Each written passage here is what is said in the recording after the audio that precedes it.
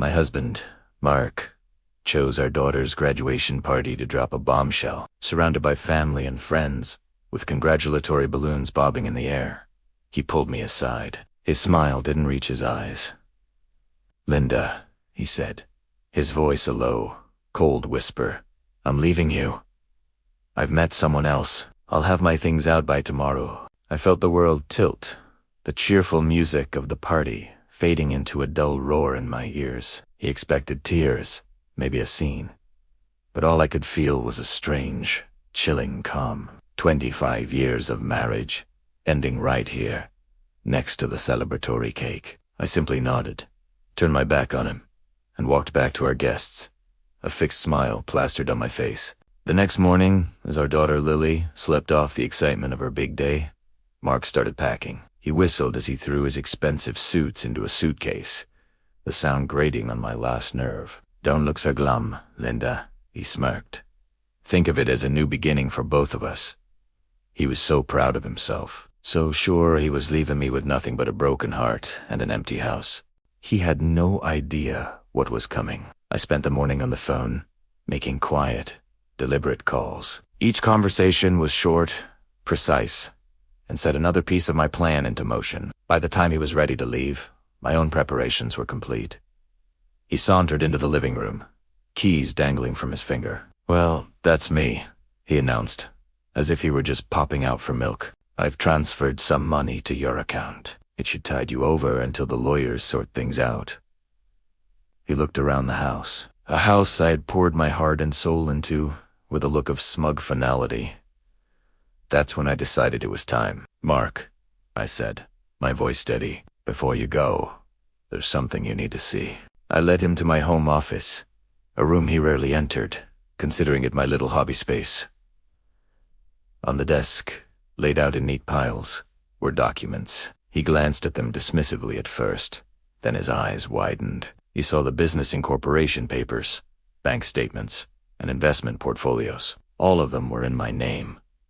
"What is this?" he stammered, his bravado finally cracking. "This," I said, picking up the top sheet, "is my company. The one I started 5 years ago when you told me my interior design hobby was a cute way to pass the time." I explained how I'd started small, taking on projects he never knew about, reinvesting every penny. The business had grown, quietly and spectacularly. While he was busy with his own career, I was building an empire under his nose. His face turned a blotchy red.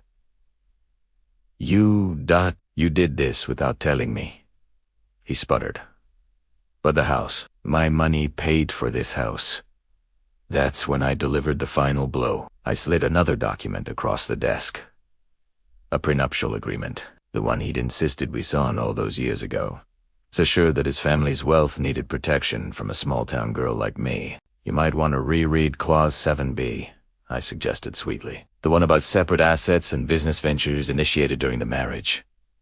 You were so adamant about it, remember? It stipulated that any business I started was mine and mine alone." He snatched the paper, his hands trembling. The legal jargon he'd once used to feel superior was now a cage of his own making. He started screaming, then, not words, just a raw, guttural sound of pure disbelief and fury.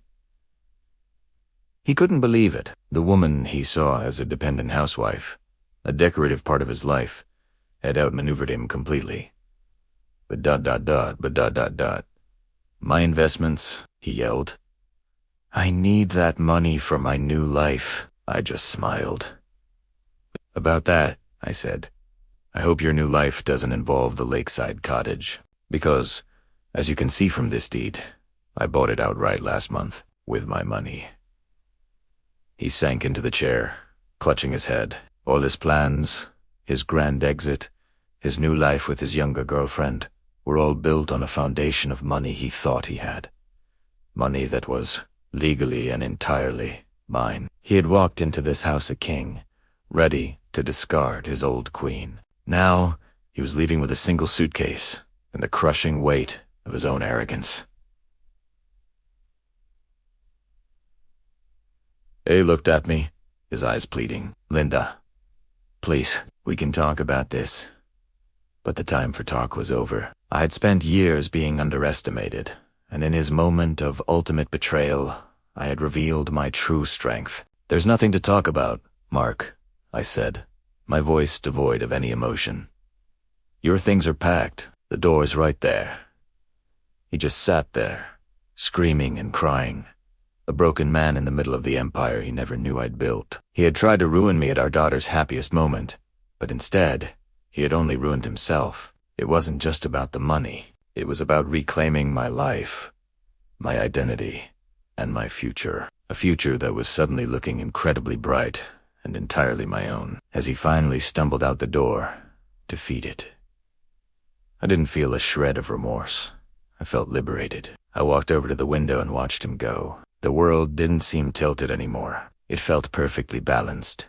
I had my daughter, my home, my successful business, and my self-respect. He thought he was leaving me with nothing, but in reality, he had given me the greatest gift of all, the chance to live my life completely and unapologetically for myself, and I couldn't wait to begin. Thank you so much for watching my story today. It's a reminder that strength can be found in the most unexpected places.